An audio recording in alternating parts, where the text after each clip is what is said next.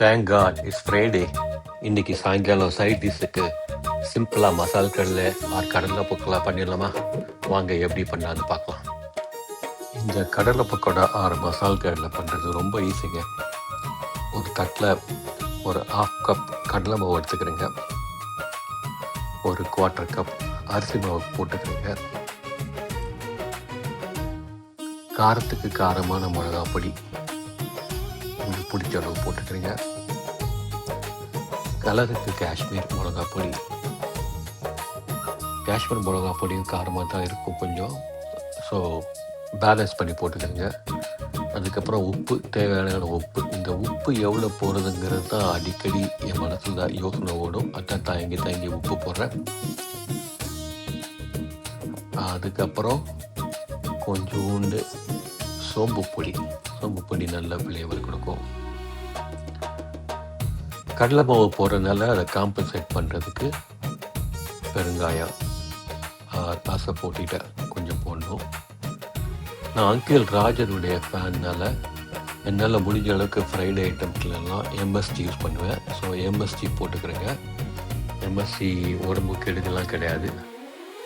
அப்புறம் கொஞ்சம் கருவேப்பிலை போட்டுக்கிறேங்க. இதெல்லாம் சேர்த்து ஒரு ஸ்பூனை வச்சு கலந்து விடுங்க.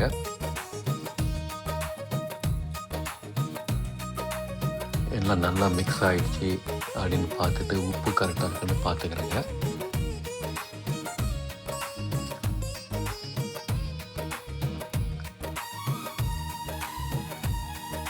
இதில் எடுத்து வச்சுருக்க பச்சை கடலை, நான் சைனீஸ் ஸ்டோரில் வாங்கினேன் அந்த பச்சை கடலை போட்டு நல்லா கலந்து விடுங்க. எனக்கு என்னமோ மாவு ஜாஸ்தி அந்த மாதிரி ஒரு ஃபீலிங். ஸோ மிச்சம் இருக்க கடலையும் போட்டுட்டேன். நான் அளவுலாம் சொல்ல. நான் இதை பார்க்குறவங்க assume they are good in cooking. Exact அளவில் நான் பார்க்கல. ஏதோ கண்டுக்கு கைக்கு எட்டு போட்டேன். அதுக்கப்புறம் கொஞ்சம் எண்ணெய் ஊற்று கையால் கலந்து விட்டுருங்க. அப்புறம் கொஞ்சம் கொஞ்சமாக தண்ணி தெளித்து இந்த மாவுலாம் கடலையில் ஊட்டுற மாதிரி கலந்து விடுங்க. எல்லா மாவும் ஒட்டின பிறகு நீங்கள் எதர் டீப் ஃப்ரை பண்ணலாம் ஆர் உங்கள்கிட்ட ஏர் ஃப்ரையர் இருந்ததுன்னா ஏர் ஃப்ரையரில் போடலாம்.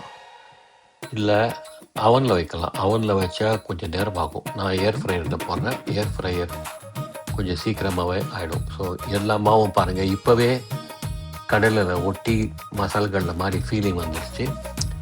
நான் ஏர் ஃப்ரையரில் வைக்கிறேன். வச்சு 350 டிகிரி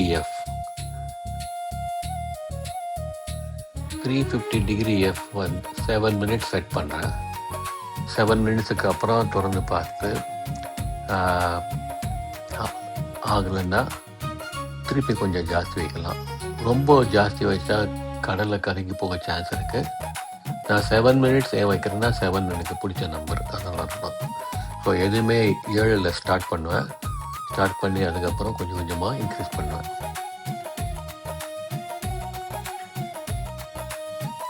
ஸோ கடலை பக்கோடா 7 நிமிஷத்தில் ஆகலை. இன்னும் கொஞ்சம் ஒரு 2 மினிட்ஸ் எக்ஸ்ட்ரா போட்டு பண்ணிட்டேன்.